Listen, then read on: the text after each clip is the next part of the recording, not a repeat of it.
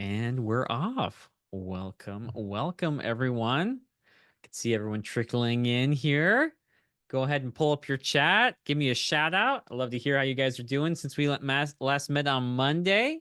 We have any people who weren't here on Monday? Let me know. I want to hear from you. This is great. And if you have been here on Monday, let me know what you've been working on. I want to hear the success stories and all the fun stuff you've been doing since we last met. Here, let me minimize a few things while I get things pulled up here. For some reason, I feel like I'm missing something, but I don't think I am. I don't think so. You ever have that feeling where like you just feel like something's off? I don't know what it is. Anyway, well, you know what? Let me pull up my notes. That'll help me out quite a bit. So I have here today Ruth from our technical support team.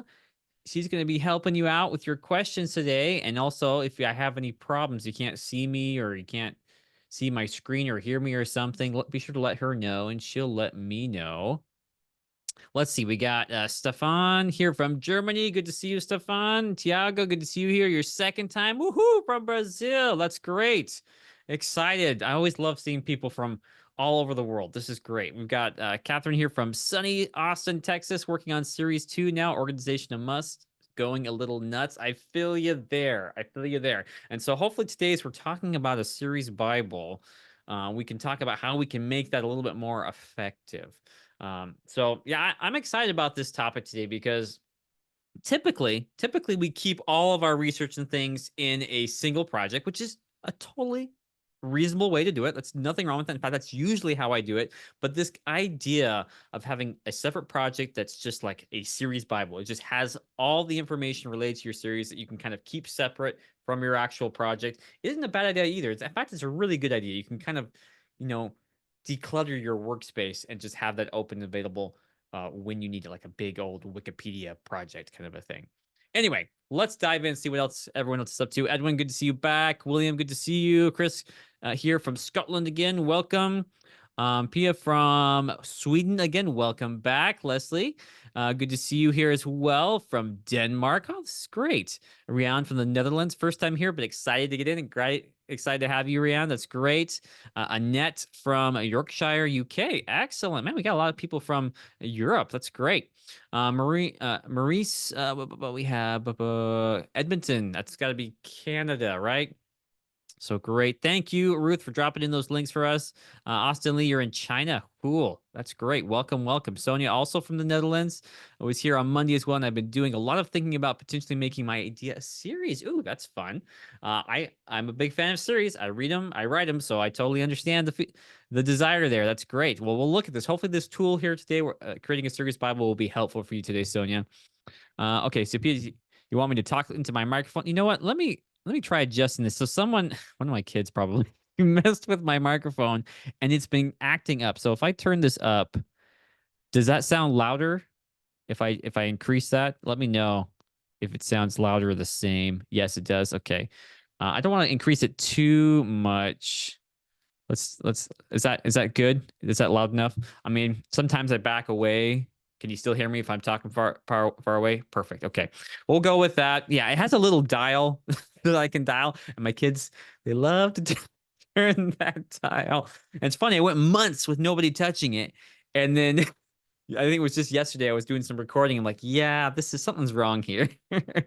Okay, it's fine. Thank you guys. Appreciate it. Kim from plain old Indiana. Hey, Indiana, that's great. That's awesome. Happy to have you here. Perfect. Well, we're looking good. Oh, I don't have my watch on. Let me put my watch on real quick so I can keep track of the time. It looks like about 11:05, so we're probably ready to get started.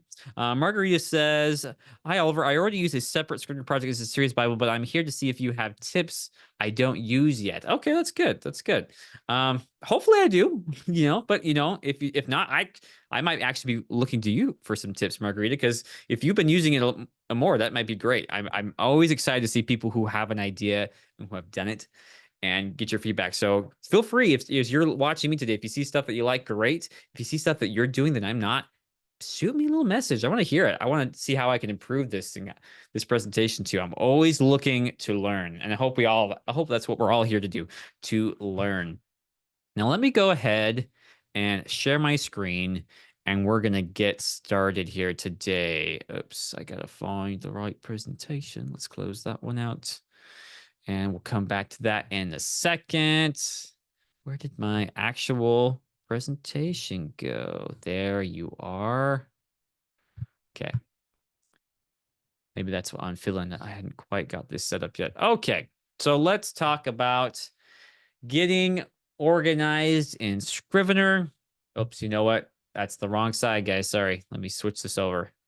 See, I knew there was something off about today. There we go. Okay. Now we got it set up right. So getting organized in Scrivener, a quick guide to creating a series Bible. And guys, I really do mean quick. This is not rocket science. This is not difficult to do. Hopefully this shouldn't take us much more than like 40, 45 minutes to cover most of this material. In fact, I'm probably going to go through, normally I break between each tool and we go and demonstrate it. I think today these are short enough that we might just go through the guide one tool at a time and then try to implement it. I gotta turn off the like thing from FaceTime. Okay, well, here we go. Let's get started. First off, let's talk about our schedule today. So I'm going to spend a few minutes today on an introduction where I'll kind of explain what we're going to talk about, what you should expect to learn today. Then we'll move on to my 7 quick step guide to creating a series Bible in Scrivener. We'll talk about some free resources available. We'll even go into a little bit about my 0 to first draft Scrivener template for those who are interested. And last but not least, we'll cover some upcoming events and a short Q&A for about 15, 20 minutes, depending on how many questions. You guys surprised me on Monday. I was surprised at how many questions I got. So if you got lots of questions for me, bring them. I'm ready for you. Okay, for those of you who don't have a clue who I am, well, now's your chance to get to know me. Yours truly. My name is Oliver Evanson. I am a writer. I am an editor. I'm a Scrivener and writing mentor, largely thanks to this amazing software. And for the better part of 15 years, I've used Scrivener to improve my writing and editing skills. And I am so eager to teach you guys more about Scrivener in my position as the outreach specialist for Literature and Latte, the makers of Scrivener and Scalpel. Now, of course, I love connecting with like-minded writers like you. If you have not signed up for my email list, I highly encourage you to do so you can receive valuable tips and techniques and updates and templates and all sorts of fun stuff that I'm doing. So check that out at ogevanson.com/newsletter. If you had feedback from me directly, you just want to reach out, ask me a question, go to contact@ogevanson.com. I'm happy to answer questions. Just bear in mind, I get a lot, so it may take me a little bit, but I do my best to get responses to all those as quick as I can. And of course, if you want to learn more about our outreach and what we're doing, you can go to literatureandlatte.com/outreach. And you can also check out my personal Substack, OG Evanson. Oh, sorry, not OG Evanson, oliverevanson.substack.com, where I am doing a serial publishing of my novel. It's going to be a lot of fun. It's called Mark of the Shadow. I think you'll enjoy that, so check that out. Okay, well, I know that was a lot to go through, so snappy and quick, but now that we've gotten through that, we've gotten a little bit more acquainted with each other, let's talk about what you should expect to learn today. Now, I hate it when you come into a live event and you're waiting like 40, 50, 60 minutes just to get to the training, if the presenter even gets to his training at all. So I'm not like that. I want to establish clear expectations for what I promise to teach in each session. And so in today's webinar, you should expect to learn 3 skills. First off, how to structure your series Bible so it's supremely easy to find what you're looking for when you're looking for it. That should be ideal. This should be an organized Bible. It should not be something that you look at and you're like, I have no idea where anything is. Hopefully we can get that structured simply and get that set up in a way that's useful. Next is linking documents together to create an intricate, useful Wikipedia-like experience. And this is a big deal for me. Those of you who have recently dived into my 0 to first draft template, Scrivener template, the activation guide is built on links. All these links that that kind of web it all together into something really, really cool and really, really useful. That's what we're going to do today inside our series Bible. We want to be able to link things together, and we're going to learn how to link things together, how to create this web, so to speak, and so that becomes a very useful tool if you as you're creating your series Bible. And last but not least, how to use project and document bookmarks to keep key files and websites handy. Okay, this is one of the tools actually that I don't use as much as I probably should. And it's one that I'm typically just in my project. I'm not really thinking about stuff outside of my project or even keeping things grouped together. This is something I personally want to be better at because it is a very powerful tool and it's great to have some certain key documents handy everywhere in the project. And when I'm working on a specific document, there are certain maybe documents and files and websites and things I may want to have handy for that specific document in question. And by the conclusion of this presentation, you should be confident to get started building your own series Bible in Scrivener. Okay. Now let's dive right in. First off, I have a hard time starting anything without talking about the binder. I love the binder. Okay, guys, this is the structure of your project. This is where everything lives.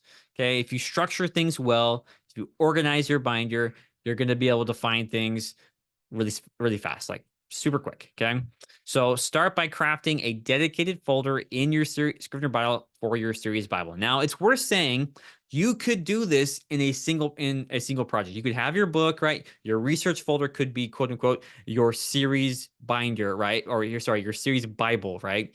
But for our purposes, we're going to look at it as a standalone project, so we can kind of declutter our workspace a little bit. So you can title it Series Bible or get creative, perhaps maybe call it the Chronicle of Epic Awesomeness. I don't know. Have fun with it, okay? Within this folder, you can create subfolders for different elements like characters, settings, plots, outlines, and more. It's kind of like organizing your toolbox before tackling a DIY project, ensuring all your helpful tools are in one handy place. And if you're familiar with my template too, I have a section called the Writer's Toolbox. That's essentially what we're doing. We're building like a master toolbox for our series that has all the tools, all the things that we need for that book, or that series, I should say. Okay, let's dive right in. Let's talk about the character section, how we might use that. So this is step 2.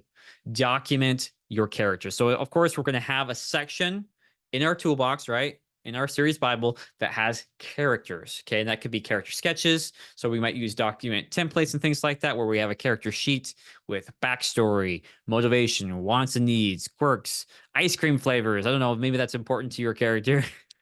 Who knows? Maybe your character's penchant for bananas splits just might inspire their next big decision. I don't know. But regardless, you want to keep all those, in a place, in a folder where you can easily find them. You might even go as far as to use the corkboard and the index cards to summarize the key points of your characters in your index cards. That's another great tool or great thing to do. Document your characters. Okay. I like to start with characters personally. You don't I call it step 2. You don't necessarily have to start with characters. I just find characters to be one of the strongest pillars of any novel. So that's usually where I start with my characters. Next, I'm looking at setting. Okay. And so detailing your setting. Every world needs an epic world to inhabit. Okay, not epic, but a good, solid, real world to inhabit. Even if it's our own world, it needs to be clear in your mind what it is, a fictional or a non-fictional. So we're going to use, once again, document templates. We're going to keep track of our setting sheets. We're going to keep track of our world building, history, geography, basically any other detail we need to create an immersive experience for ourselves, the writer. And then ultimately that by immersing ourselves in the world, we can then immerse our readers right into that world. And so this is the place where you get to go crazy. If you're a world builder, world build as much as you want. And the nice thing about having a dedicated project is you can literally just like go crazy with this. You can world build all you want. Just keep it organized. Okay, don't give things titles and names and things, right? Organize them well, but go crazy with it. Have as much fun as you want. Do as much as you want, because it's not going to bog down your actual project you're working in. This is your series Bible where you can just have everything you need in that project available when you need it. Okay. So that's step number 3. Can you guess what step number 4 is going to be? I'm guessing you can. Step number 4. Any guesses? I can't see my chat. Let me see if I can pull that up. There we go. Oh, you know what I forgot to do? It's okay. So step number 4, let's dive into plot. That's right. So oftentimes I'm thinking about plot before setting, but I found that's kind of a crutch of mine. I actually think I like looking at character, setting, kind of building a world, especially since I write fantasy and the world element is a huge part of writing fantasy, right? And the plot should kind of come after those 2 things per me. Okay. You can do it any way you like to, but that's just kind of how I've been thinking lately, and focus more on my world building and more on my characters, and then kind of build a plot in this cool world with these cool characters I've created. So we'll dive into plot. You can draft your series outline directly into your series Bible if you want to, or you can incorporate research on plot structure and previous outlines. Now, it's totally up to you. I think outlining in the series Bible is a great idea. You could then transfer that outline from one project to another with a simple drag and drop. It'd be pretty easy to do. But you could argue there too that you'd be kind of making it a bit redundant because you'd be doing it in one project, then bringing it into another project. So I'll leave that up to you to decide. I don't think either way is wrong. It's just different, right? So let's see here. I did discuss outlining in depth on Monday. So if you want to look at that, we're not going to go super deep into that today. You can check out the webinar on Monday. I did post that to YouTube, and we'll get that up to the webinar library next week for those of you who are following it on there. So be sure to check that out if you missed it. But in your series Bible, you can always break it down any way you like to. You could record key plot twists and cliffhangers and write about, and basically just kind of store plot related ideas in your plot folder in your series Bible. So having your outline and research another project to declutter your primary projects workspace can really help you stay focused. And we talked about that a lot already, but I really like this idea of having just a dedicated space for all my series knowledge, and then having my actual series project. Oops. I got to turn those off. My actual series project having just, what do you call it? Oh, I got distracted by the confetti. Just having the series project, just have the actual books, the actual novels in it, and the research separate. So anyway, sorry about that. I got distracted there. Okay, let's pull that over here so I don't see it anymore. Okay. So step number 5, okay, link documents and folders. So we're going to take up our organization a notch and leverage Scrivener's ability to link documents together so you can connect related scenes, characters, or settings by hyperlinking them within your series Bible. Now, initially, I used to try to do this in my actual project where I was linking, in the text, I would link to characters, names, and things like that as I was writing them. I found it really tedious and frustrating because I'm like, I don't really want this to do this in the actual writing of the text, but it makes a lot more sense in a series Bible where it's like, this is literally just like a big, book of all my information. So if I'm reading about, a setting and it mentions a character or a different place, I want to be able to click that link to take me to read more about that place in case, hey, I need to know more about what's going on there, right? That's kind of how I envision it. It can be a really powerful tool. And so essentially, let's pull it up here. We'll link documents. You can use the Command or Control K for a PC, and we'll create a wiki-like experience with links linking together characters, settings, plot, and structures. And ultimately, hopefully this will help you feel like the ultimate mastermind, right? You're just like controlling everything. You're like on top of it all. And even if you're not, that's okay too. You just have fun with it. Okay, I know we're speeding through this, but don't worry. We are going to come back one by one and kind of build this out in our Scrivener template. Okay. Okay, I have 2 more steps after this. In a similar vein is linking your documents together. We're going to use a different kind of link called, our project and document bookmarks. The difference is that these aren't stored directly in the text. They're in that special pane in the inspector called bookmarks, right? So we can set up project and document bookmarks to keep our favorite web pages, helpful articles, or even research databases just a click away. And so with bookmarks at your side, you can easily access commonly accessed files or websites with the click of a button. You don't have to be searching around everywhere. So if you find yourself constantly looking for a certain file, make sure you add it to your project bookmarks. And when you're working on certain documents and things in your Bible, and you say, hey, this document, I keep running into the same thing I want to look up, you can just add it as a document bookmark and make it really easy for you. Okay. Last but not least, this is probably the most important thing I want to keep in mind is keep it updated. This is really a living document. Okay, it's going to grow and grow and grow probably until your series is finished. And even then, I wouldn't even say it's ever really finished, right? And I think sometimes, with a book, obviously there's a beginning, middle, and end, and at some point we have to say, hey, this is done. With the series Bible, it really kind of is just something that is kind of imperfectly perfect, right? I guess you could keep working on it and making it flawless and cool after the whole series is written or whatever, or if you're going to write a follow-up series or something, I don't know. But Really, it's a living document. As you write in your series, keep your Bible updated with new information, character developments, and setting changes. Scrivener really makes it easy to edit and rearrange, ensuring you're always on track as your story unfolds. So think of it as a living organism. It grows, it adapts, and sometimes throws a surprise to your way as you're looking at, like, you see connections you didn't see before. So hopefully with these 7 steps, you can easily and quickly create a robust series Bible that serves as your guiding star to the creative wilds of writing. So let's do it. I know that was a lot.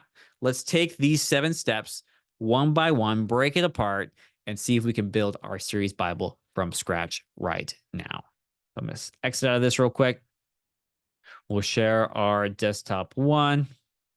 Here we are. Now, it doesn't really matter what template you're using. You could be using a blank template starting from scratch. You could use a fiction template, a novel with parts. If you're doing nonfiction, a nonfiction template works great. Or if you want to use one of my templates, I've created the Start Novel template or the Zero to First Draft template. Those are both excellent options as well. Can't go wrong here with any of them. Okay. So let's go first with let's look at structuring our binder here. Okay, let's see here. So I'm going to go ahead. I'm going to start with our Start Novel template today. We did the Zero to First Draft template on Monday. So we're going to call this our series Bible. If you guys are interested in seeing any of this from the Zero to First Draft template, though, let me know at the end and we'll take a peek at that. So we're going to save this in document Scrivener projects. You could easily save it in the cloud, totally up to you. But for our sake, we're just going to save it right there. We're going to call it Series Bible. You would want to give it a very specific name, right? Series Bible is, pretty generic, right? If you know the series name, we might call it I'm going to call this the Phantom Lord Saga Series Bible. Okay. Let's go with that. And you know what? Because I'm actually going to this is a good idea. I'm actually going to save it in my Dropbox folder because this one actually might be one I may use. Okay, let's create that. Okay, like this, we'll make it bigger. Okay, now this template is free. Okay, if you are subscribed to my newsletter, you probably already have a copy. If you'd like a copy, just go ahead and subscribe at ojevanson.com/newsletter, and we'll get you a copy for free. It doesn't cost you anything. Okay, so let's look and see what we got here. First off, we have to set up our writer's toolbox. Okay, so we're going to change this series title to Series Bible, right? Instead, I'm going to move this asterisk too. And I may even want to go as far to call this the Phantom Lord Saga Series Bible. Now, the shorter you can keep it, the better. So you don't have to make your binder super big, but let's go with that. Okay, looking good. And then we're going to start building our folders out and things like that. Okay. Now, there's one thing I want to point out about the draft folder and the research folder. As you may be aware, we can't put any media files inside of our draft folder. Okay. So just to demonstrate this, so you can see what we're looking at here, I'm going to throw in an image, kind of give you an idea what might be going on here. Let's go to, where are you? Scrivener demo files here, right here. And images. So I try to drag and drop an image in here. It's going to give me this notification saying, hey, media files cannot be dragged into the draft folder. And that's because ideally this folder is just for documents and folders. Okay. It can't actually take in those other things. So what would I do if I want to bring media files? I can either use the research folder as my series Bible folder, or I can kind of just keep things a little separate here. It's totally up to you how you want to do it. Or I could even come in here and say, hey, let's just go ahead and put images directly into a document like this. Okay. That way they're still documents, but they're not an image. So kind of a couple ways to approach that. Up to you how you want to do that. Now, this is no longer a actual, we're not going to be doing with structure now. So I don't need a chapter template. I don't need a book template. I just need my sketches. Okay. Because that's kind of what I'm going to be working with here. Let's go ahead and empty our trash too. Get rid of those things. Okay, we're looking good so far. I think I can bring some stuff up here. So I think what we're going to do is, yeah, I believe our template sheets there. We'll probably throw those into the research. We're gonna change this name. What should we call our research folder? So I might call this something. Maybe we'll just call it media. We'll keep specific media files in there rather than that. That way I can just say, hey, if it's a media file, it's going to be coming here. If it's not a media file, it's going to come in here. If it's a media file, it's going to come in here. Okay. To kind of solve that problem, so to speak. And we might even call it, give it a media toolbox.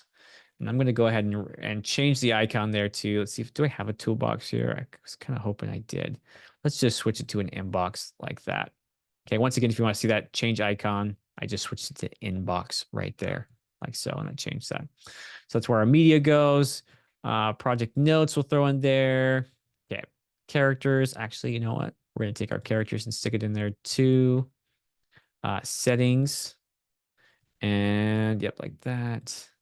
What else did we talk about? We talked about characters, right? We got characters. We've got settings. You could change that to world building if you wanted. World building. And then we could even come inside here and create another folder and call that places, right? And maybe even change the icon on that to something similar to locations. There we go, like that. So, okay, we're kind of fleshing out our structure here a little bit. We have characters, world building, we have project notes, template sheets. I think we can, honestly, it doesn't matter where we keep those. Let's see. What else we can do? Plot. Okay, let's talk plot. So we want to have a folder for plot, right? We might call that plot and structure. Like so. Change the icon here and give it, let's do a filing cabinet. Looks nice. See how we're making minor changes here just to add some aesthetic here so it looks nice and clean and usable, right? Let's see here. Looks good. Looks good. And we got the plot and plot arcs. We might come in here and actually add in things about different types of structure. So I'm going to add in save the cat because I use save the cat a lot. I'm going to add in 3-act structure. I'm going to add in here as well the heroic journey.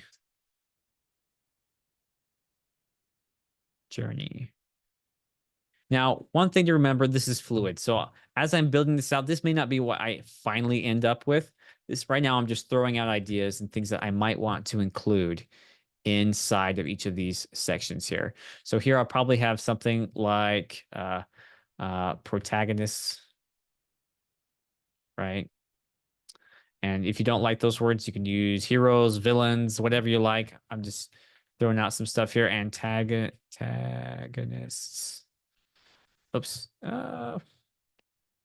We could throw in side characters or supporting. Let's do supporting. I like supporting better than side. Supporting characters. If you're familiar with my other template, I gave them some different names that I liked even better, but let's go with that. Supporting characters. And the nice thing about this too, when I hit enter, you can see it just creates a character sketch, which is cool. Pretty nice. And let's add in a new folder. Let's go with, I'm trying to think, is there anything else I'm missing for characters, guys? Give me a shout out in the chat if you have any other ideas for characters. I feel like, oh, I just thought of something. Just like walk-ins. Walk-ins and placeholders. So basically kind of characters that just exist naturally in your world and you'll see again and again and again. They're almost more of a world building tool than an actual character, but since they are characters, I'm going to go ahead and throw them in to the character section. If you have any ideas, guys, for other structures or things we can put in these sections, let me know. I'm curious to see what you guys have got. This is, when we help each other, we all grow, right? We all learn. So I'll look in the chat here, see if you guys have got anything while I check out our next thing here. Let's see. Let's do that. We got that. Got that. We can link documents next for cultures and okay. Thank you. Thank you, Tiago. I like that. So for a thesaurus for cultures and races. So I'm going to throw that in world building. I'm actually just going to add a section called cultures and erases. I like that. And thesaurus is an interesting idea. I'm going to go ahead and just put in here. We're just going to call a document thesaurus. Oh, it's in the settings. So that's one downside. So I'll have to come in here and actually add in a new text. Thesaurus. We'll just dropped it in there and made up words. We're going to throw up here made up words. Why not? Although that is one downside, guys, to having it so we hit enter, then it adds a setting sketch or a character sketch in. It's nice, but sometimes when we're using that folder beyond those means, it can be kind of a little frustrating. I keep building my made up words. Maybe we'll just call it dictionary of peculiar your words. Dictionary of peculiar words. So I keep track of where my words are, right? And things like that. Magic system and world building. I like that. I like that a lot. Let's do that magic system. I don't know why I missed that one. That's a really good one. If you're writing fantasy, that's like a must for your world building or your setting section. If you're not, then of course, not that big a deal. But if you are, that's a big one. You keep your style guide in one document. That's a good idea. Let's throw up here. I'm just going to actually add that in. We're just going to add in a style guide. Okay. And I'm getting a little lazy here. We should probably be adding in some icons, things, and making it look a little nice. Let's change an icon. Let's use that one. I like that. Style guide. Cool.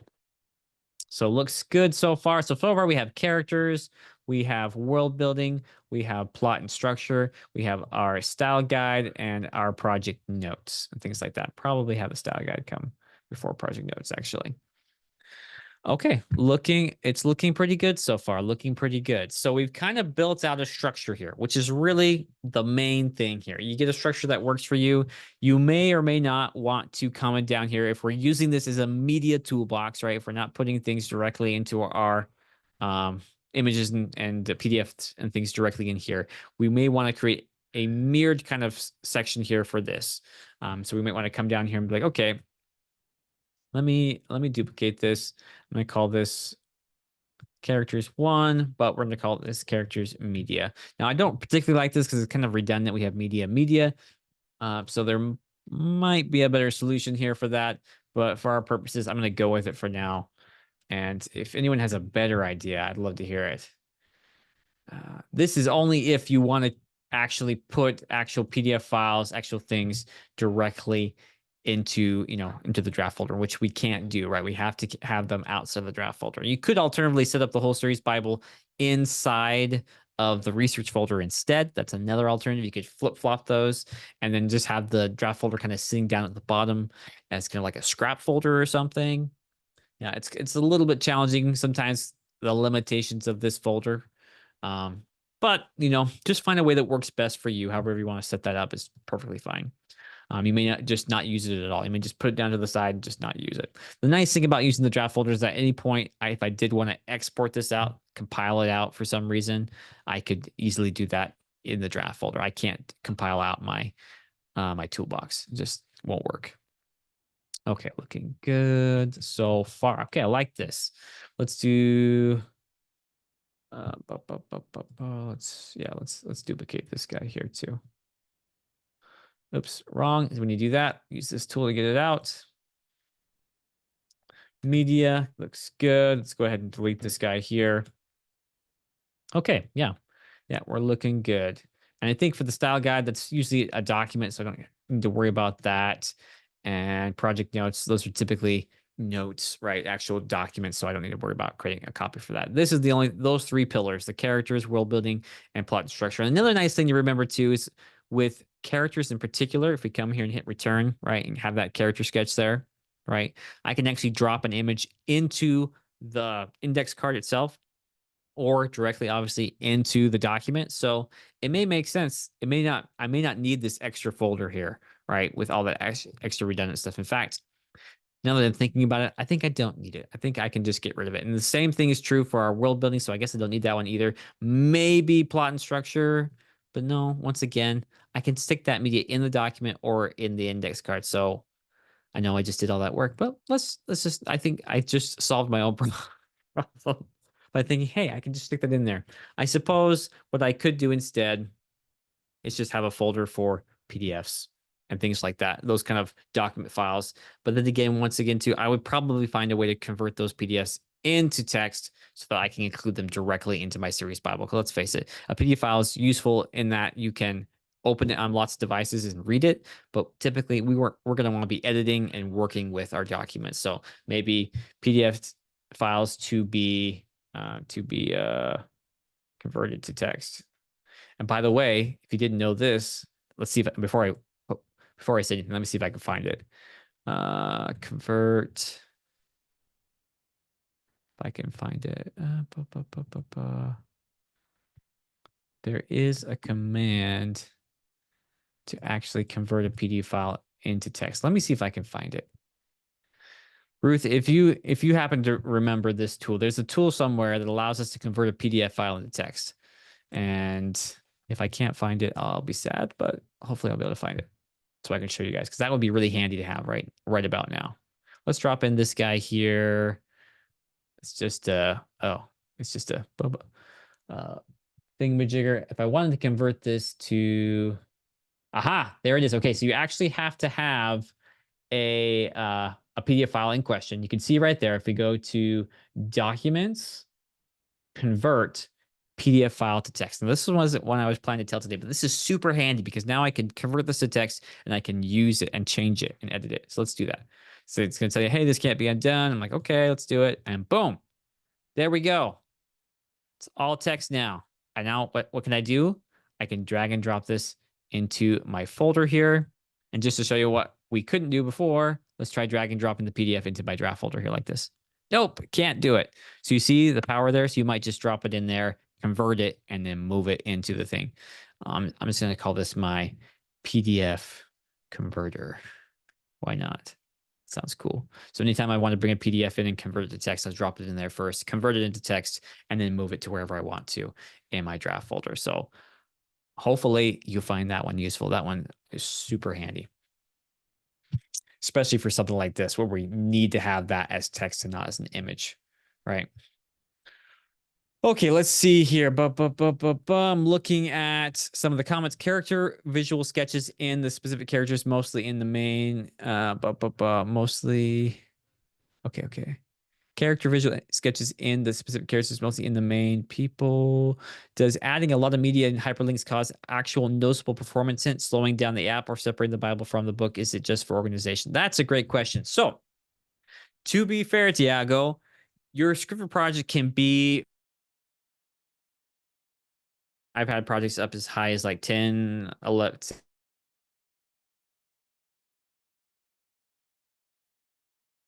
Okay. So let's just take for this project, for example, if I close it out, it backs up, you see it backed up like that because there's not much into it. But if it were a bigger project, right, like it would it would cause some problems, okay, just to say the least. It would have a hard time backing it up because it's compressing it, it's copying it, and that just takes time. It takes, usually a couple minutes, not a lot of time, but longer than maybe you're used to with most Scrivener projects. So I would say there definitely is an advantage. Oh, did you guys lose me? It said my internet connection was unstable. You got me now?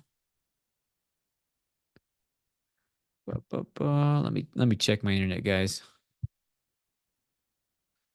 Looks like it's still good. But yeah, sorry, lost track of where I was.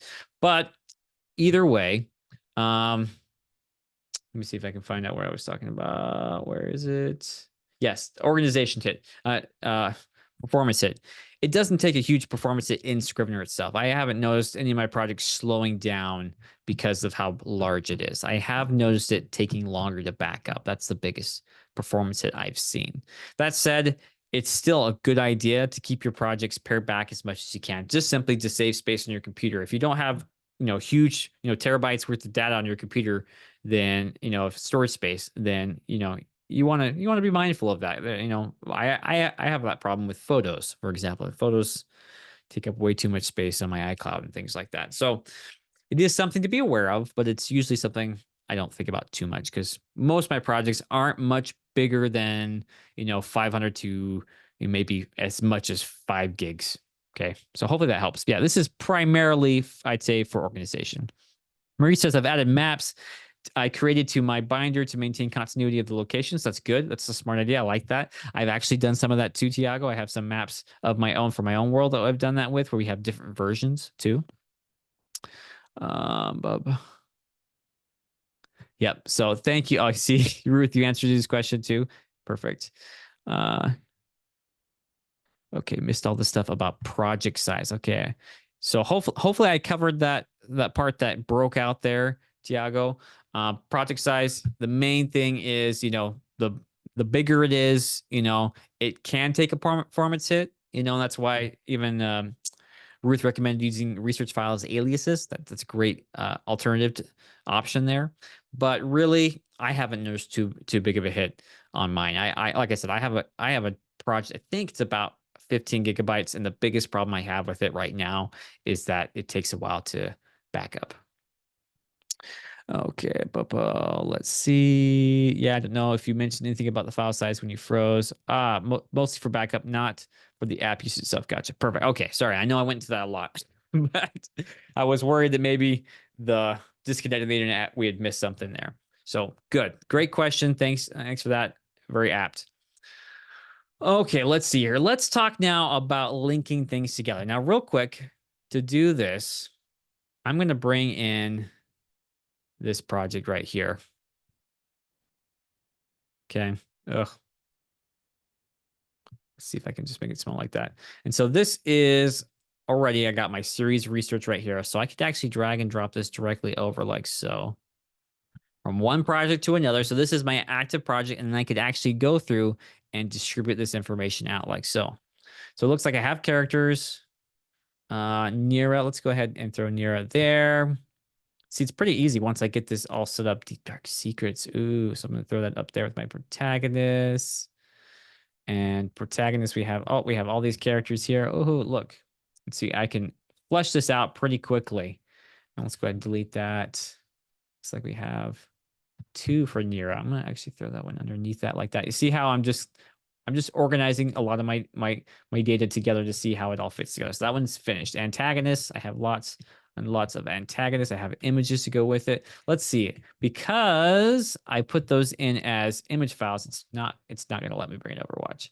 Yep, media files cannot be dragged in. So what I would need to do is actually put those inside this document here. So open it up, and I could actually drag and drop those in here like so. Boom. Okay. And I could even, just so you know, we can scale these down. Scale image. There we go, like so. Okay. And then we can go the same thing. Oops. Then to make this easier for us, let's lock our editor in place too. So I could take all these guys, drag them in like so. Boom. Same thing, and scale it down.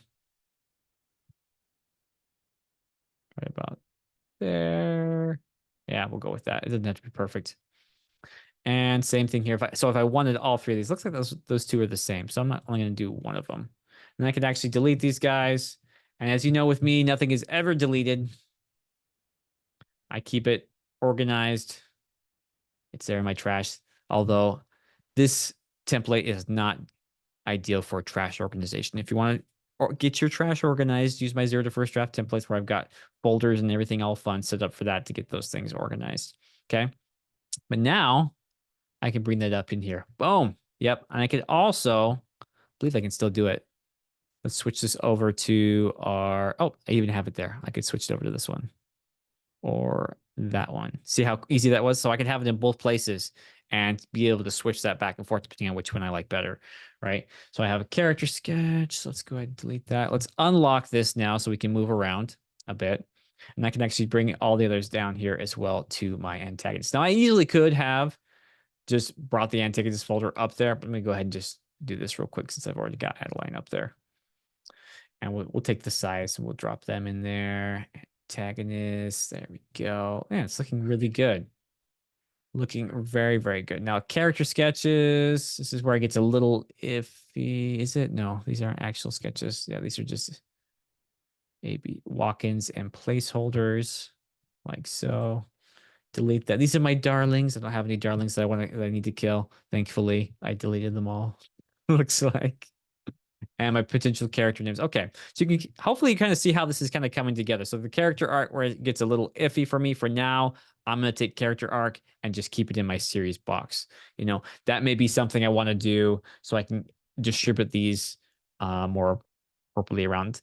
There is something nice about being able to just click on the image here and look at it directly. So I may want to actually have a character art section there. Just depends on me.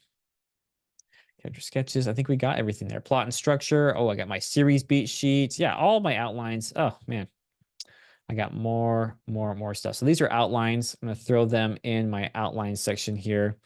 And tools. Okay, yep. Save the cat tool. Oh, can't put it in there. So what do I do, right? This is a PDF. So I can actually go once again, documents, convert, PDF file to text.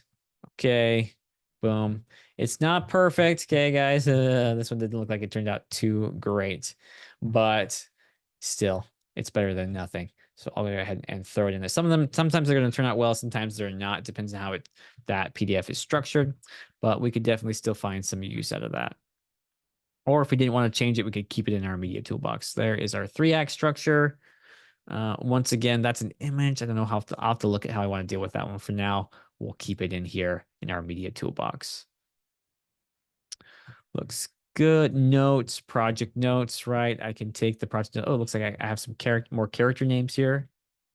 Can drop those under potential character names. Gonna close that up. You see how, man, I'm feeling just more organized already just by taking the time to go through my stuff. Because to be fair, I haven't done that with this project.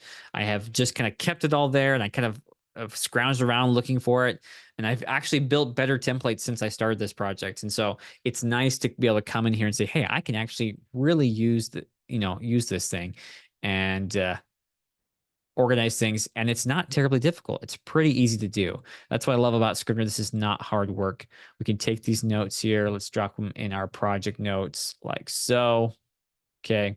And so on, so on, so on. It's going to keep going on and on and on. We'll go ahead and stop there. I'll leave the rest to be organized later. But hopefully you see the idea. And now I could actually come back to this folder here, and I could just delete all this because I've got it in my series Bible. I don't need it there. I could just literally just focus on the actual project. And if I want to have my other project pulled up, I can have it right here, open up another project, right? My series Bible. Or if I'm on a Mac, okay, unfortunately, Windows users can't do this. I can merge all my windows together, and I can toggle back and forth on a Mac like this and say, okay, here's my series Bible. Let's do a quick search. Here's my actual book. Let's start writing. So that's kind of handy to be able to do that back and forth like that. Okay, looking good. Let's talk real quick. We got 2 more tools that I want to cover that are key here: linking documents together and our document and project bookmarks. Okay, so let's do that right now. So let's say we're working on, let's see if we have a good, like an outline here, right? And I wanted to have Elora, right? So what I would do, I go to my world building places. I unfortunately don't have a place called Elora yet. Okay, and I could actually then, let's see if I can find it. Copy the document link right there. Okay, you see that right there? We right click the file we want to copy document link. I can go back to the plot series beat sheet here, for example. Okay, I can right click. I can use Command K or Control K, and I can click OK and create that link. Or alternatively, I could remove that link. I could go select it, right click, and we could find link to document. And you can see, hey, there it even gives you a suggestion. Isn't that cool? Because it knows I have a file named Eloria or Eliora. It actually suggests that for me, so I can click it right there. So let's right click and see if we have some other suggestions here. Oh, what do you know? Grondel. And you can see how I can quickly link things together. So it looks like I don't have Kilofas. So I need to come in and create a character sheet for Kilifos. And in this way, I can even discover places where I'm missing information. Imagine that, where I'm like, hey, I haven't written anything about Kilifos. I mean, I know who the character is in my head, but I don't have any good information written down about him in my series Bible. So I can return to the text and say, hey, find things about Kilifos and build that out, or I can just go off what I already remember right now and build it. So I might come in here and go, okay, let's add a new character sheet. Let's call it Kilifos. And now I come back to my series beat sheet here. I right click this, link to document. There's Kilifos right there. Okay. So hopefully, to me, that's mind blowing. I can just now I can click it. It'll take me there. I might even change the name there so we can see that. Eliora. And I could come back here. Grondel. There's Grondels. Let's do Nira. I think I have something about Nira in here, don't I? Nira. There we go. Okay. So we could do link to document. Nira Bouchier, right? So I click it, it takes me to Nira's character sketch right there. You see how useful it is, and I could this could in turn go back to other people. This could link to her father's character Adamos, right, or the Bouchier name in general. And so basically, anywhere there's like proper names and things like that, I can link to other documents. Stratton, I think I have a Stratton characters. Up there he is, Stratton Bouchier, right there. So I can click that and take me to Stratton.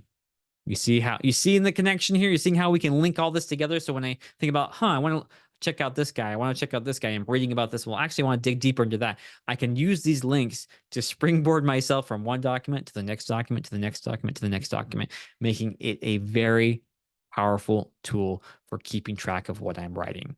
Okay, so use it. Learn how to do this. It's gonna help you so much. I'm already excited. Like I'll be honest, you can see I haven't been doing this. I'm going to start doing this because it's such a powerful tool, especially if you're writing a series. My heavens, it's a lot of information to keep track of, right?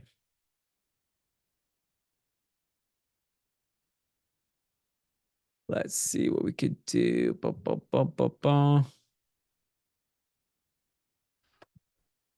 Okay, so we're looking good here. Let's talk about document templates now. Now, there may be some, or it's not document templates, document links, okay? Now, it's going to be similar to the internal links we have here, right? You can see actually with Stratton Bouchier, I've actually already linked Nira's document to it, right? So the advantage of a document bookmark is that I can link multiple links here of the same thing. So I have Nira there. I also have, oops, let's go back. Could lock this in place real quick so we can do this. Open this up. I could add in the other document I have about Nira here. So I could have multiple things about Nira linked directly to this specific document, right? So if I go to a different document, let's unlock. Okay, and I go to Nira, for example, I have the plot series beat sheet here because that's a document bookmark. Now, there may be some specific files or websites or whatever they want to have access to all the time. You can see by default in the starter novel template, we have characters, world building, and project notes on by default. You can access these anywhere in your project. And so what I would recommend you do is you find if there's certain files that you're accessing again and again and again, throw them in here, right? Give yourself quick and easy access to them. Like potential character names, man, that's something I'm always like, I need to go in and find a potential character name. How do I do that? I can do that really quick. And I might even want to convert that into a folder so it's easier to get access to. I can open that up and then it allows me to look at all the stuff inside of it too. You see that? And so it's going to be things that I want to have quick access to so I can just quickly grab it, open it, use it, and move on with my day. Now, Maurice is asking if you scalpel also, will it update automatically in Scrivener or do you need to import every time you make updates? Okay, so I'm not sure I quite understand your question, but I'm guessing what I'm imagining in my head is that you've imported a scalpel document into your Scrivener project here. Let's take, for example, let's do that. Let's go to Scrivener. That's not what we're looking for. We're looking for demo files. No, let's look at Scalpel. Do I have Scalpel here somewhere? Let's go to iCloud. Let's go to Scalpel. Okay. I could take the Phantom Lord Shadows Scalpel file here.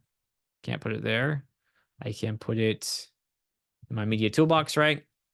And as you can see, I can actually view that and have it there. If I click this little button in the bottom right corner, I can open it up in Scalpel, and I have to actually move over here. You can see this is the Scalpel document that's stored inside of my Scrivener project. Okay. Now, any change I make here will be changed in my Scrivener project. Yes, if that's what you're asking. I'm not sure that's what you're asking, but that's any change I made in here would occur in my Scrivener project. But no, if you're just talking if I create a Scalpel project and my a separate Scrivener project, will they be linked together? Not directly, no. They will not be directly linked together. You would actually have to physically put that Scalpel document in your Scrivener project, make changes to it, and then once you've made that change, let's take, for example, let's just delete that stuff there so we can see this. Cut that out or save that there. We come back to our Scrivener project here. That was that stuff right there. Oops, wrong button. We click this little arrow button there. And you can see it did update the change there. Okay. It did delete that information. Okay. But it will not automatically update if you just create a Scalpel project and a Scrivener project. Usually what I do, I rarely keep my Scalpel document directly in Scrivener, although you certainly could, as you see there, for your series Bible, it actually might not be a bad idea to just throw that Scalpel document in there. But usually I'll actually drag and drop my Scalpel notes into my Bible, like into my project itself, and then sort those individually. So it depends on if you want to keep working in Scalpel, then you want to put your Scalpel document inside of your media toolbox here inside of Scrivener. If you want to just if you just want to work with text, you could just drag and drop the notes directly into the draft folder and then just work with the text as documents and folders.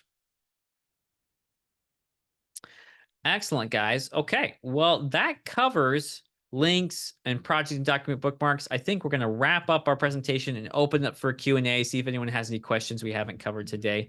Okay, so let me just pull this up here and let's talk about it. Okay, I just have a couple more slides. So I'm going to stop share for a second, share my desktop 3. And let's talk free resources. Oh, maybe. Come on. There we go. Let's talk free resources, guys. So as you all know, that I used the free starter novel template today as our base for our series Bible, and it was great. No problems at all. Worked pretty well. Looks really good, right? And you can access that at ogevanson.com/newsletter or /links to get access to that free starter novel template. If that's something you'd like to do, I highly encourage you to do it. I love connecting with you guys. I love everyone being a part of that community so we can learn and grow from each other. On top of that, we have our free webinar library, our free user forum, user manuals, blogging video tutorials, and so much more, and a full knowledge base. So I'd encourage you to check out those great tools, get started, and start learning. Okay. Now, for those of you who'd like to level up your template experience, so to speak, those you already know, the starter novel is completely and absolutely free. And we used it today, and it was a great and powerful tool to do just what I did. If you want to level up and do a little bit more, then I'd encourage you to check out my 0 to first draft template. So as you know, the starter novel template includes that manuscript folder set up for a series, 6 ready-to-use templates, user-friendly interface, irresistible hero sketch, and it's free for subscribers, okay? The 0 to first draft template has everything in my starter novel template, plus my activation guide, my writer's toolbox, which is kind of like a miniature version of our series, what do you call it? Our series Bible, right? On my 3 laws of organization, 10 plus document templates, built-in custom metadata and targets, and so much more. And both of these are compatible with all versions of Scrivener, macOS, iOS, iPadOS, and Windows. And you can get 10% off today with the code ZTFD10. And once again, that's ZTFD10. If you're interested in that, let me know. I'll get you guys some links here as we're wrapping up here. Okay. Oh, and I always forget about that part. This is the stuff that's not included there. So there you go. Okay. Well, last but not least, I want to ask this question. Did I deliver? Okay. Do you guys feel confident you can build your series Bible in Scrivener, whether that's taking an existing project like I did and throw it into that series Bible template I made, or just building it from scratch from your own? Let me know in the chat how you're feeling about that. If you think you can do it, if you got this. Annette says, thank you. This was very useful. Got to go. Sorry. Oh, we'll miss you, Annette, but I'm glad you enjoyed it. And that's one thing I probably should have mentioned to everyone too. This is being recorded. Okay. So we'll get that posted up here on YouTube and in the webinar library. So if you have to duck out earlier, if you missed something, you didn't quite get something, you can rewatch this and we'll get you taken care of. So Flo says it was very useful. Great. Glad to hear it. Yes, great ideas and ready to start my series Bible with more confidence than when we started. Great, Catherine. Happy to hear that. That makes me really happy to hear. Okay, I do feel comfortable. Yes, I now have my series Bible, my manuscripts, and all in individual projects. But since I learned I can link between them, I'll have less time backing up the project. That's good. You're welcome, Susan. Glad I could help. I'm really glad I could help, guys. That's great. It was very nice to see it all work well together. That's great. Perfect. Okay. Well, let's talk about what's next real quick. Okay. Let's look here. So what's next? Friday, August 30th, 2024, 11 a.m. Central, 5 p.m. UK. We'll have Scrivener and Simon K. Jones as he teaches us how to write serialized fiction in Scrivener. I'm really excited to see what his method is and see how he does. And he has a great Substack. If you guys want to check that out, I'll have links available for you in the next session. That'll be Friday, August 30th, 2024 at 11 a.m. Central, 5 p.m. UK. And if you want to, right now for this whole week, we're giving 20% off of Scrivener with this discount code Scrivener times Simon. That discount code does expire on September 1st, so I'd highly encourage you to take advantage of that if you haven't already. If you have friends who haven't used Scrivener or interested in using Scrivener, now is the time to say, hey, guess what? We're offering a discount. Here's the code. Check us out. Invite them to a session. We'd be happy to have them here. We're always trying to reach new people and help our fellow writers learn and grow. Okay. So that does it, guys. That's our session. I'm going to open up the floor for any questions you have. I'm happy to address any concerns or confusion you have regarding Scrivener and its features, as well as provide tips and advice for helping you use it effectively. Don't be shy. Ask away. And just so you have them, there are those emails too, if you need to be able to reach us. And I'll probably, if we have time, I'll show this at the end too. And if you need to reach me, of course, contact at ogevans.com is the way to reach me. Real quick, let me close that out. I'm going to see if I can get those links for you guys real quick too, so you have them. Okay, Matt's asking, how did I get the multiple tabs? Sorry, I missed that part. That's just fine. Give me just a second. I'm going to drop some links in here for you guys, and then we will be on our way. Boom. And links for everyone to enjoy.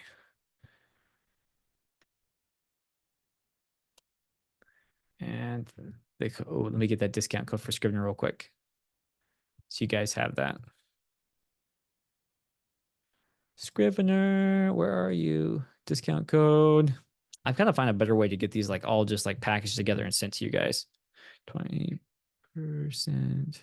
off Scrivener. TTFD. 10% off to first draft template. There you go. Enjoy. Okay. So I'm going to go ahead and answer that question. That's a good one. I got to change my screen real quick and we'll get rolling on that. So how do I merge my Scrivener windows together? Good question. Now, I do want to remind everyone, this is a Mac OS only feature currently. That would be great if it was on PC, but currently this specific one is Mac OS only, and it kind of builds off of, I don't know if you're familiar with the tab, the way that Safari uses tabs and things like that. That's kind of the idea, that we've kind of borrowed that philosophy or that code for that. So I made it work in Scrivener.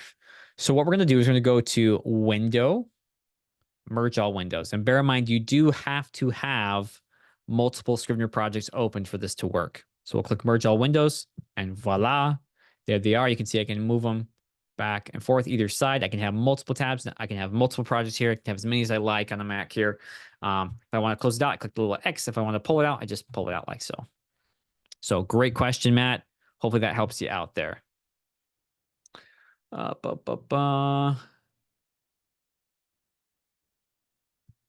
So Maurice is asking, can you create a template on the iPad and then save it and use it on the PC? So interesting thing about templates on the iPad is actually, we've got a little backwards there, Maurice. It's actually the other way around that we would do that. We'd actually create the template on our Mac or PC, and then we can use that template on iPad. Unfortunately, iPad and iPhone currently do not have a new project window. And by that, let me show you what I mean. We go to File, New Project. The new project window is where our templates live on Mac and PC. You can see I have my starter novel template that I made and my 0 to first draft template. So what would I do if I'm on a Mac and a PC and I want to get that template to my iPad? Well, what I do is I'd have to link it with Dropbox. Okay.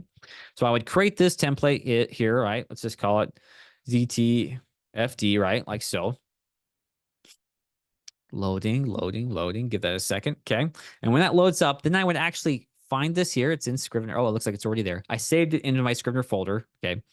But if you hadn't saved it into your Scrivener folder, you need to navigate to Dropbox, apps, Scrivener, and actually drop it in there. And from here, okay, I can actually open up my my iPad, have it sync to Dropbox, and then it'll be on there. And then what I would do is I'd actually just duplicate that project anytime I wanted to use it. If that, hopefully that makes sense. Let me see if I can find my iPad. I might be able to demonstrate that for you. Aha! I do have my iPad. So let's see if we can do this. Oh, it's decided to update. Give me a second. That's a good question. Because honestly, yeah, that's actually how I usually do it. I will create a template on Scrivener, my own custom template or whatever. And if I want to start a new project from Scrivener, I'll either just use the desktop app and create it on the desktop app. But if I have my iPad present, it's really easy to duplicate things. Okay, I'm going to share my screen real quick. Let me know if you guys can't see this, but hopefully it'll come through. Okay, I'll go to Scrivener and I'll link it to Dropbox. I'll sync it. Okay. Now, if you haven't linked it to Dropbox or any of that, that's a whole nother video for a whole nother day. I have previous sessions on that. I have videos on YouTube on how to do that. Essentially, it's going to link up and it's got to link it to your Dropbox account. Make sure that your projects are in a specific folder in Dropbox, and then get it all synced up here. So there it goes. It's syncing now. I added in that 0 to first draft template. I don't know if it's fully synced with Dropbox though. So let's give this a minute. I'm actually going to stop sharing for just a second while it finishes up. Let's see that. Yeah, it looks like it's finished uploading here. Just all files are up to date. I like to come here and pause it and then resume it just because you never know. Watch this. Sometimes it has a few extra files and needs to sync. This is just kind of like my personal habit. It's a good idea. Okay, that's loading. It takes a bit sometimes. Yeah, we're getting there. We're getting there. iPad project. 877, 876. And we'll give it. Maybe while we're waiting for that to finish wrapping up there, let's see. Yep, all files are up to date. If anyone has another question, I'd be happy to answer that while we wait for that to show up, and I'll demonstrate, finish thinking. I'll show you how you could duplicate a template on your iPad or iPhone. And we're done there. Oh, boy. It's been a great session. Good questions, guys. Let me look and see if I have anything in the Q&A I've missed by chance. Q&A. Where is it? Q&A. Thank you. Amazing answer. Nope. Looks like that's all cleared out. Is there a way to increase the magnification of the binder? Ooh, John, that's a tricky one. That actually is kind of a tricky one because we can easily increase the size of our editor, right? But the binder is a little bit more tricky. I want to say there is a way to do it. Let's look and see what we can figure out here. We're going to go to Scrivener settings. We're going to go to appearance binder. And let's see if we can adjust the spacing there. We can adjust the font, which may be what we need to do. Let's just make that. Yeah, so that's probably what I would do. I would probably increase my font size here to make that bigger. Unfortunately, it's not really, it's kind of proportional to my icons. It's not great. I would say once you get to about there, about 26, it starts to look a little strange, but you could definitely do that. It does make the binder take up a bit more space. You might have to consider your titles, keep them a bit shorter. That's probably the best idea I can think for that, John. Hopefully that helps you out. I'm going to switch that back to 12 though. Actually, I need to go back into settings, font. Yep, there we go. So yeah, no problem. Happy to help there. I mean, Ruth, if you have any other ideas for that, that's the best I can think of right now. But I don't think, other than adjusting the font size, I can't think of a better way to actually increase the binder magnification in the binder. I guess you could use like an actual Mac OS or Windows magnification tool, but that's not ideal. It's kind of a little clunky personally. But yeah, that's probably the best I can think of. Okay, look, it's finished. It's synced up here. Let's switch over real quick. Ruth says, not really. If I'll use system tools if needed. Okay, yeah, that's what I figured. Okay, so that's probably our best option. So we did sync up. You can look, there's my Phantom Lord series Bible right there. Let's look at that real quick and see what it looks like on the iPad. Yeah, it's looking good. Characters, protagonists. Yeah, I like that. Let's go to Nira. You see, I can, and on the iPad too, this becomes a great way. Look, there's my link right there. Oops, let's make it. There we go. Uncle Stratton. I can click that, and the links work great. Oh, they work great. Even better on iPad, I'd say. I like the look of that. It's making this really a useful tool on my iPad here. I'm probably more inclined to use my Series Bible on my iPad than I am on my desktop. Let's see here. I said ZTFD, right? Did that one get uploaded? Yep, there it is right there. So what I could do with this one is I'd actually come over here to my toolbar. There is ZTFD. I'm going to click Edit here in the top left corner. I'm going to tap ZTFD. That's the one I want to duplicate. And here in the bottom, there's a little square, two little squares that look like each other. You can see I'm kind of pressing on it with a plus in the center there. I click that, and you see it duplicates it. And I can actually select that. Actually, let's click Done. And then press and hold that there and give it a new name. Okay. Ideally a book name, right? I could click OK. It seems to be open somewhere else. It's not open somewhere else, so we're okay. We'll rename that. It'll rename that for us. There it goes. It's going to take a while to upload those changes, but essentially now it's trying to upload everything to Dropbox, the new duplicate and the one I just created. So it's going to get uploaded, get that done, and then I'm ready to go ahead and get started. That's how we'd approach that. Okay, well, guys, this was an excellent session. I think we are about out of time, and we've had a lot of great questions. So let me just wrap it up with one last thing here. Boom. Let's delete that there. Okay. I'm going to close those out. And we'll share our other screen for a second. So once again, if you have any questions that we couldn't get to today or you think of after the fact, please reach out to us at Scrivener/Mac, Scrivener/Win, Scrivener/Mobile, or scalpel@literaturelatte.com. If you have a webinar related question, if you want to talk to me about my zero to first draft template, my starter novel template, or any of the things that I've created personally, reach out to me at contact@ogevanson.com. I'm happy to answer those questions and help you out in any way I can. And that concludes our presentation on a quick guide to creating a series Bible in Scrivener. Thank you all for attending and participating in this session. I hope you found this informative and useful in enhancing your writing skills. If you have any additional questions after the event, please use those email addresses to reach out to us. Right on, and I will catch you all next time. Thanks for dropping by.